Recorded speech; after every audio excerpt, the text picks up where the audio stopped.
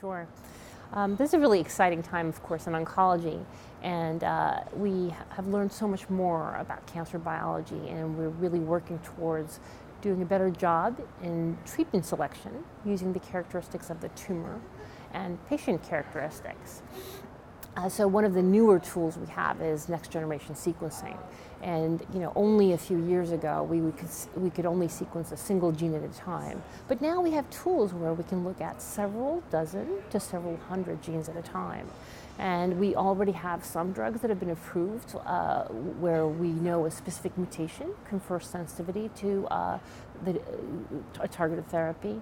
And we now want to be able to incorporate that for many other tumor types. So we can do an in-depth characterization for each patient that has advanced cancer that isn't readily responding to the first-line standard of therapies. We have incorporated into our, at least our research practice to learn more so we can pick our clinical trials better.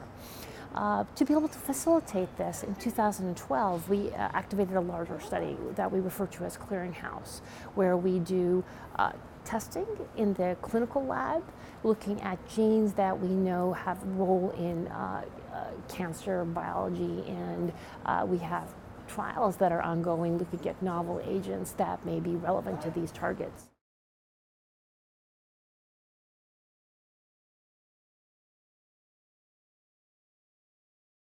So in our study, we were looking at primarily advanced cancer patients. So the ultimate goal of our global sequencing program was to identify new targets. So for patients that were looking for best treatment options. So majority of the patients had either metastatic disease or had inoperable locally recurrent or inoperable locally advanced disease. That does imply that, of course, since everybody had cancer, the likelihood that we encountered cancer-related genes at such a high frequency, is not as surprising. And this is different than if we had just done a sequencing of, random people off the street. So we're definitely enriching for cancer-related genes when we do this process. But also relevant is that some of these genes, like, for example, BRCA1 or PTEN, there are new drugs in development that may be relevant for this. And clearly for BRCA already, PARP inhibitors have been approved for ovarian cancer and are in testing for other disease types. So knowing germline alterations for some of these genes may be relevant for treatment selection for the individual patient as well.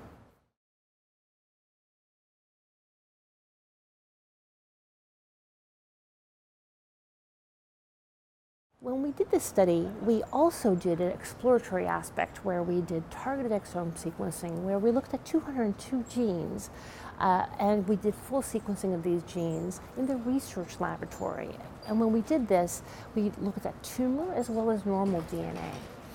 Now, when we do these kind of studies, of course, our primary goal there was to look at what is different in the tumor, what's driving the tumor's biology. However, it's an opportunity to also look at the normal tissue to see, are there mutations that are relevant to cancer biology and to that patient's cancer risk.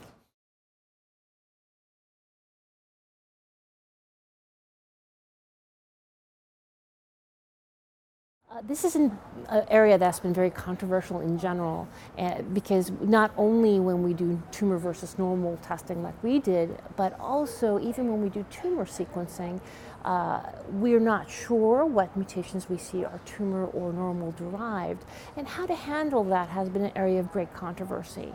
A couple of years ago, in 2013, the American College of Medical Genetics and Genomics recommended that for genes that are clinically have utility, and they came up with a list of 56 genes, they recommended that if a mutation is found that is thought to be pathogenic, that get returned to the patients.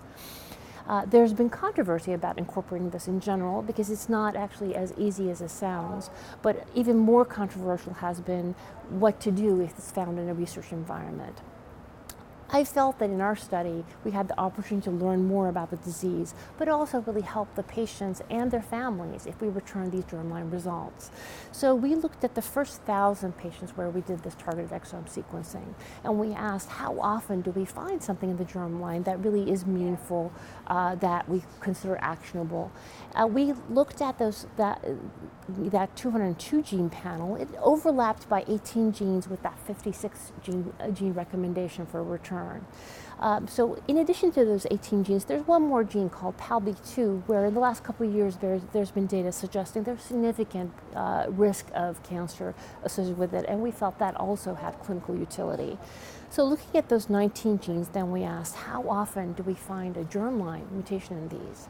And when we first looked, we looked at variants, so uncommon alterations in these germline reads, and just to demonstrate how hard the bioinformatics of this is, almost every patient, 999 of the patients of the 1,000 actually had a variant in at least one of those genes. We then asked the question of, well, of those, how many of them are really pathogenic? And looking at the literature and databases that have curated the clinical impact of these mutations, we found that 43 of the patients had a mutation in that we considered likely pathogenic or pathogenic. This was actually interesting because when we look at the profile of tumors that we saw this in, we did see pathogenic mutations commonly, for example, in ovarian cancer. That's not a surprise. As a matter of fact, we normally do germline testing for ovarian cancer patients. But we saw mutations in several tumor types.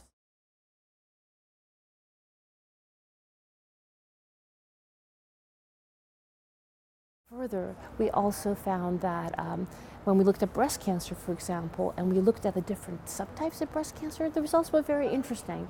Not only did we see germline mutations in triple-negative breast cancer, where we regularly consider genetic testing, but actually we also had almost similar rates of mutations found in HER2-positive patients and hormone receptor-positive patients, suggesting that really, we need to be sort of aggressive about assessing germline status, especially now that more and more drugs are coming down the pike that may have greater efficacy with some of these germline mutations.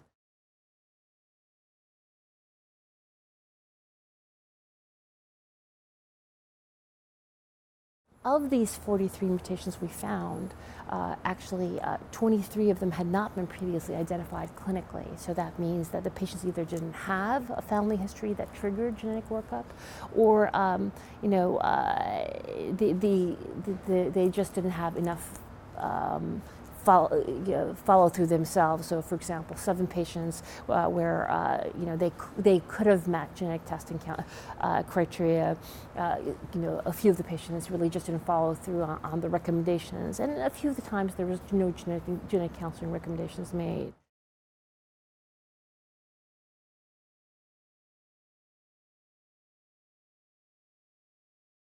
The harder part of our study was then confirming the findings, because our study was unique.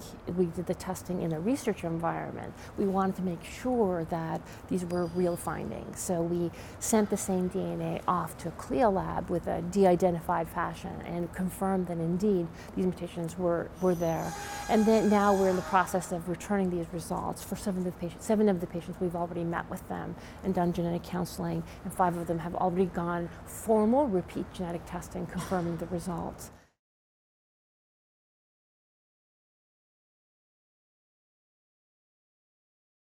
In a parallel study, we asked patients, would you like to know if we find something? And almost all patients suggested that if there is a germline mutation identified in the research environment that has implications for their care or their family's care, they would like to know. So it was definitely a more challenging process than I thought it was going to be. The multi-level, contacting patients back, setting up meetings for additional genetic counseling. But it was gratifying because I think the patients overall felt that we contributed to their family's care as well as their own care.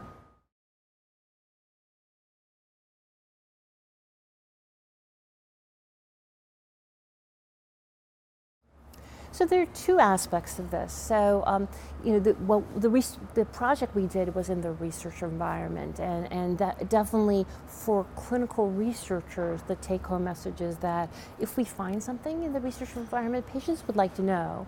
So, majority of the time, since that's the case, it's important in clinical trials or other clinical research where informed consent is being obtained from the patient to ask the question of, if we find something, would you like to know? And also putting in a process to be able to return that information. As for treating physicians, now that we're doing more and more next generation sequencing, it's important to recognize that if they do tumor-only testing, they may also encounter germline results. So it's important to have a low threshold for pursuing these.